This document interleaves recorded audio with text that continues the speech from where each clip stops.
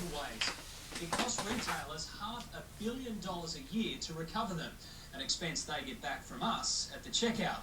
Well, now environmentalists are pushing for tough new penalties on both companies and shoppers. As Brian Seymour reports, the problem is driving new technology to revolutionise how we shop.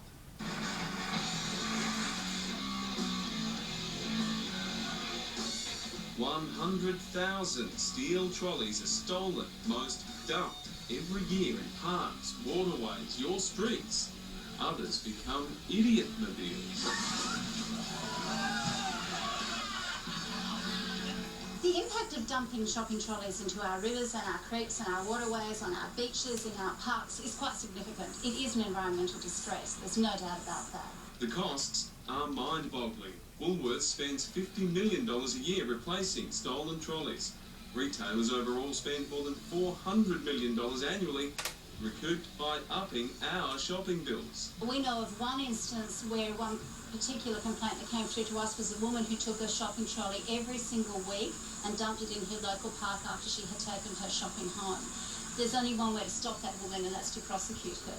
The ACT government has already introduced fines of up to $1,100 for individuals and retailers guilty of dumping trolleys or for failing to pick them up when told to.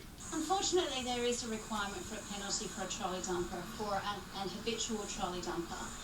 Should be required to take responsibility for what they have done. So yes, we would fully support the introduction of penalties. Terry Ann Johnson from Clean Up Australia wants the environmental cost of all that scrap metal to be paid by the people responsible. People dump shopping trolleys because they don't appreciate their value. They're provided to us as a service. It's not a right, and we should respect that. They're a very expensive item. Each trolley costs between $150 to $600.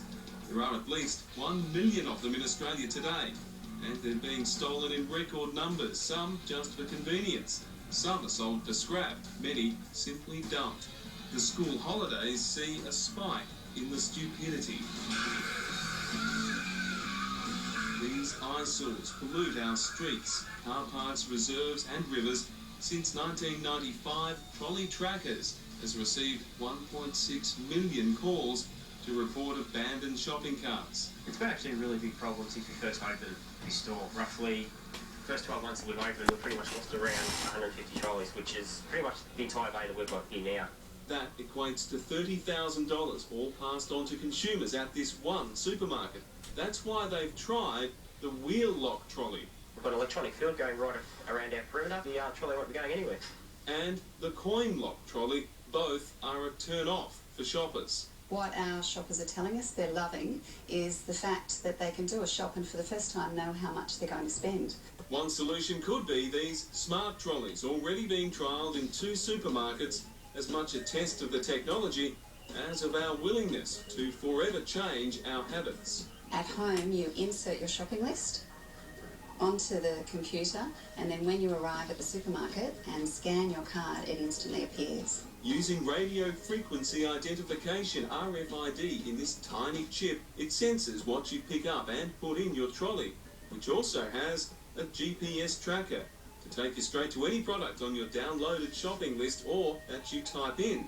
Robin Cubis from VIP Trolleys says your trolley also knows your shopping history, suggests meals you might like, then guides you to the ingredients. They plan to roll them out across Australia this year, all paid for by the big brands. The brands that are on board, they're providing combination meal solutions, they're providing ideas, they're maybe an Australian-made message. So it's not your traditional ad, it's a targeted communication. The worry is putting a computer on a trolley might make it more attractive to thieves. If so, they'll be tracked via the GPS as long as the screen stays on the trolley. Look to the future, and trolleys may no longer be needed. You can already shop on your smartphone at all the major retailers. Now look to the virtual supermarket. In your own home, you can browse and select what you want online, as though you were there. Then it's delivered to your door, minus the trolley. In terms of it being the checkout of the future, there is the technology that it could. In the meantime, Clean Up Australia warns against putting the cart before the horse. They're made up of metals, they're made up of plastics. They are not going to break down. They're going to stay there. For the past 9